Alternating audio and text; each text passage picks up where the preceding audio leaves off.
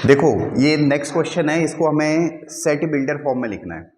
ठीक है, तो सबसे पहले हम पैटर्न को ऑब्जर्व करते हैं और मैंने आपको बोला है कि जैसे ये टेबुलर फॉर्म है, सेट बिल्डर फॉर्म आपकी ऐसी होनी चाहिए कि उसे पढ़ के आप टेबुलर फॉर्म को जनरेट कर सको।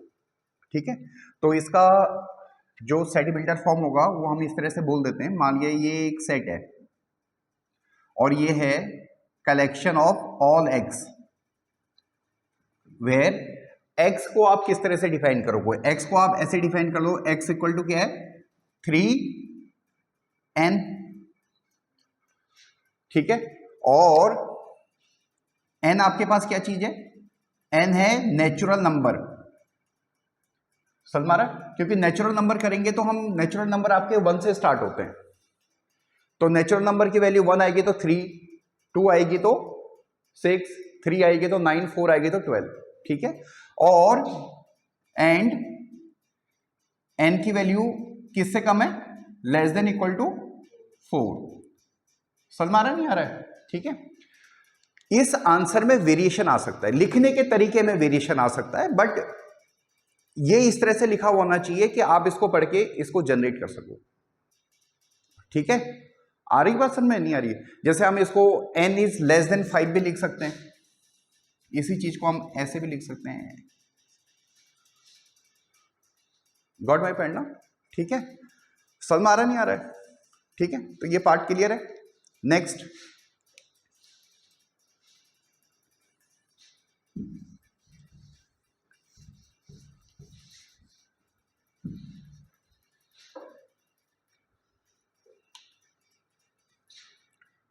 सेकेंड पार्ट है 2, 4, 8, 16, 32। ये किस तरह से पैटर्न है? इसको एक सेट बी बोल लो। ठीक है, पहले तो इसको ऑब्जर्व कर लो ये किस तरह से पैटर्न चल रहा है। ठीक है, तो ये पैटर्न किस तरह से चल रहा है? 2 की पावर 1, 2 की पावर 2, 2 की पावर 3, 2 की पावर 4 और 2 की पावर 5, ये वाला पैटर्न चल रहा है। समझ पा रहे नहीं आ रहा है? तो हम इसको सेम जैसे हमने पिछले वाला डिफाइन किया उसी तरह से बोल सकते हैं, B is the collection of x. X क्या चीज है? एक्स है 2 की पावर n। ठीक है, एंड हम इसलिए लिखते हैं कि ये दोनों कंडीशन एक साथ वैलिड होनी चाहिए। ठीक है, और n की वैल्यू क्या है आपकी? n is a member of natural number, natural number होना चाहिए। ठीक है, और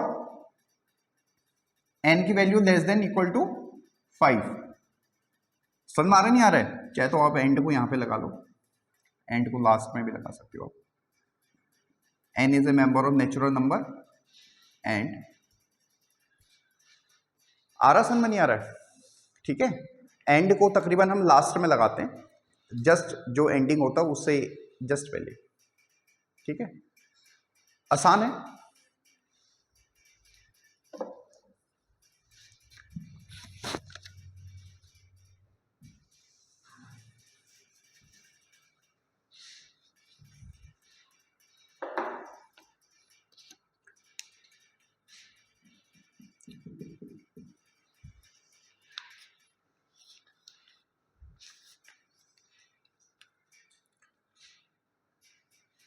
थर्ड है हमारे पास 5, 25, 125 और 625।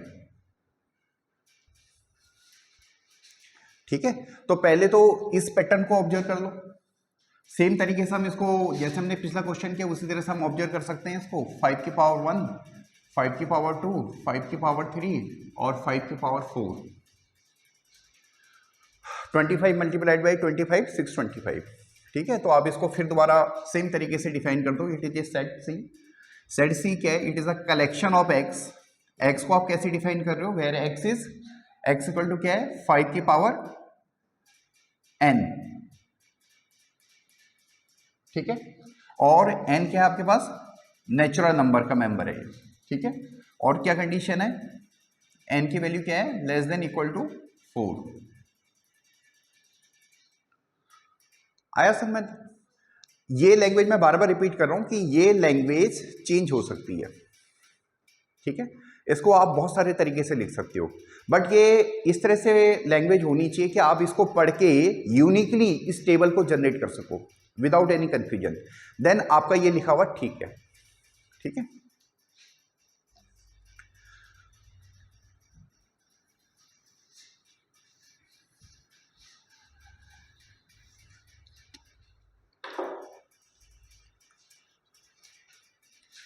फोर्थ,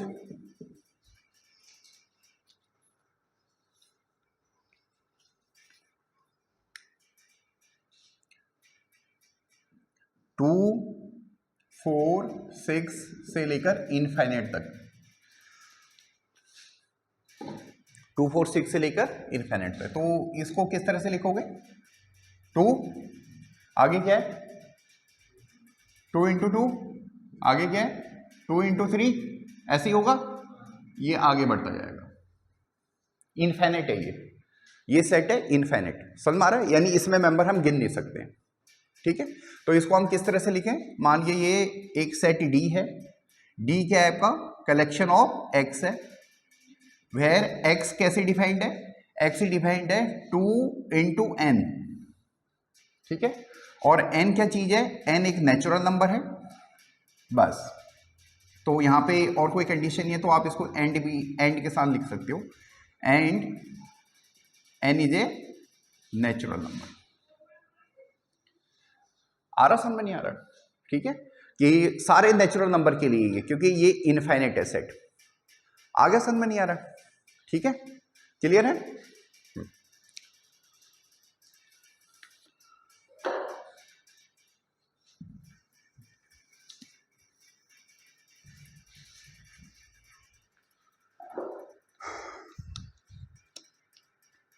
फिफ्थ,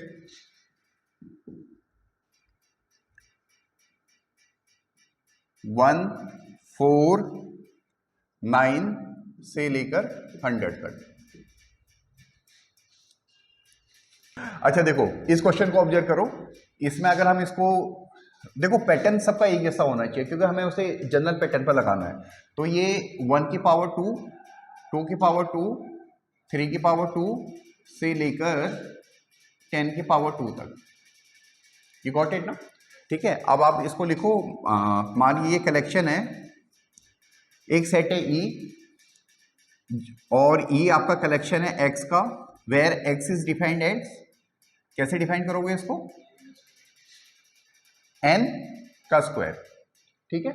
और एन क्या है हमारे पास? नेचुरल नंबर है, ये मेंबर है नेचुरल नंबर का, एंड एन की वैल्यू क्या क्या होनी चाहिए? Less than equal to 10। आया, समझ में नहीं आया? ठीक है, तो सेट बिल्डर फॉर्म बड़ा आसान होता है, केवल आपको उसके जनरल पैटर्न को ऑब्जर्व करना होता है, और वो पैटर्न आपको इस हिसाब से लिखना होता है कि आप उसको देख के यूनिकली टेबल को जनरेट कर सको, तब आपका सेट बिल्डर फॉर्म आपका ठीक होता है। समझ में आ रहा नहीं आ रहा है? ठीक है, क्लियर है ये?